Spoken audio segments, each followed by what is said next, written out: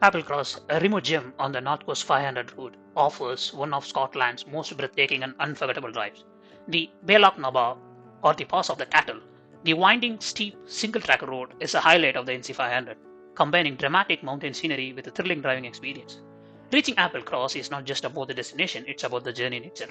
The road's panoramic views, hairpin bends, and the sense of isolation capture the wild spirit of the Highlands, making it a must-visit stop that defines the adventure and beauty of NC500. The legendary Bealach Naba has made headlines for all the wrong reasons, from stranded motorhomes to blocked roads causing hours of delays. In fact, some sections are now restricted for larger vehicles. But don't worry, in this video, I'll share some essential tips and tricks to help you tackle this stunning, challenging route in a motorhome safely and responsibly. Let's make your NC500 journey unforgettable. Welcome to my channel, The Curious Tinkerer. Okay, where is this Applecross and Bealach Naba? As you can see, the map of NC500, Applecross is a peninsula and also is a small village on the west coast of NC500. So the Bealach Naba, the famous pass, is actually a road between a place called Turner Pass to Applecross. So this stretches a length of 11.2 miles and it ascends almost 626 meters through the route. And according to Google Map, it takes 34 minutes, but depends upon the traffic conditions. It can take more or less. So the reason why it's considered to be the most dangerous road in UK is that it has got a number of hairpin bends and three of them are really steep. They are so steep that when I was driving, I had to kind of reverse to pass through one of the hairpin bends in a motorhome. And also, you don't have a lot of pausing places, so the pausing places are limited, and you don't have a lot of space to reverse, and there are a lot of deep trenches along the road. That's why it's considered dangerous.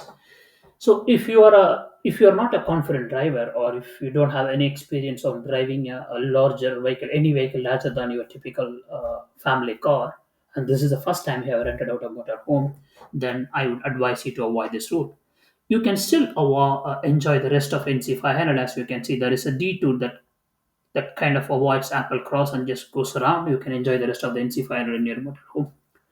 Or other option is you can still kind of avoid the Bealach Naba and still see Applecross by taking this detour. It's a coastal road that takes close to an hour. Equally beautiful, but not as dramatic as Bealach Naba. But you can still go and visit Applecross if you take this detour.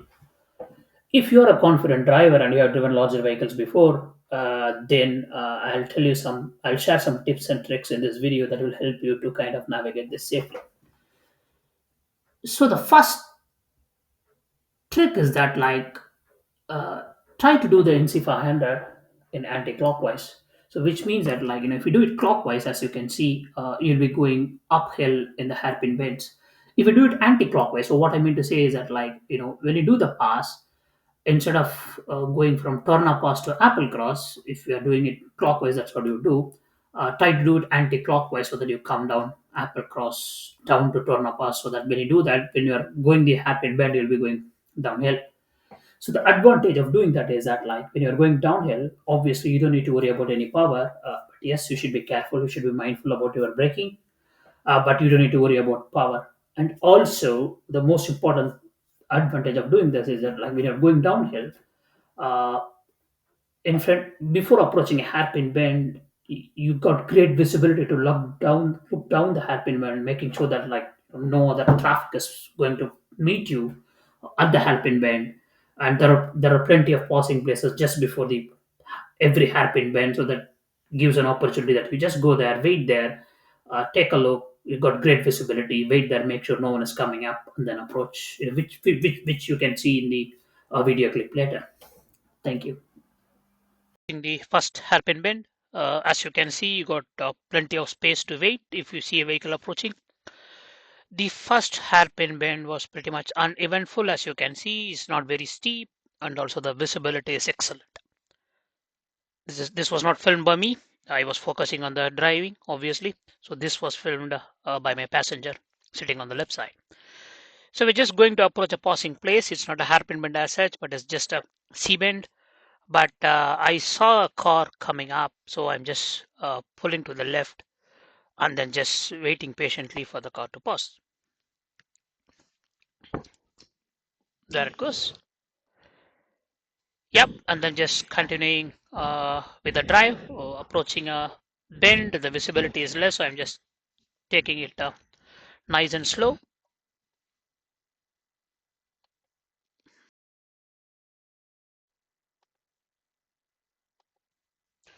Okay, just proceeding with the route as approaching the second hairpin bend. I think I saw a car, a black car, and a van as well. Probably it's a convoy of motorhomes, a couple of motorhomes. I don't know. So that's kind of the trick, isn't it? So when you are in doubt, it's always a good idea to find a passing place and wait there safely. So there is nothing wrong in waiting as long as you are not creating a tailback. So it should be fine. So I was just waiting patiently for that car and possibly the van behind it to just cross me. Felt like forever, but yeah, finally got this across. I was wrong. There was no van behind. But yes, like be safer than sorry. So, anyways, it's good that I waited. Otherwise, it would have been much trickier maneuver. And then I'm just continuing on the route, and as you can see, this can technically be considered as a hairpin bend, but it's not a steep one. So it was like a so like I said, like there are a lot of mild hairpin bends along the route, but it's just three of these, which you already saw two of this in this video clip, or really the tricky one. And now, as you can see, we are approaching the steepest of all three. This one, the visibility has been excellent, but as you can see, I terribly misjudged this hairpin bend, so I couldn't go any further to the right of the road because the road has been uneven, and as you can see, the trenches, right? And also the ground clearance of the motorhome was not great, so I kind of, took it short, and that's the reason that I had to kind of do a 3-point turn in a hairpin bend. So, fortunately, obviously, I was driving in the evening with less traffic, and also that's an advantage of going downhill so that you don't need to worry about power and you get great visibility. So, after this, it's all uneventful journey, and thank you all for tuning in.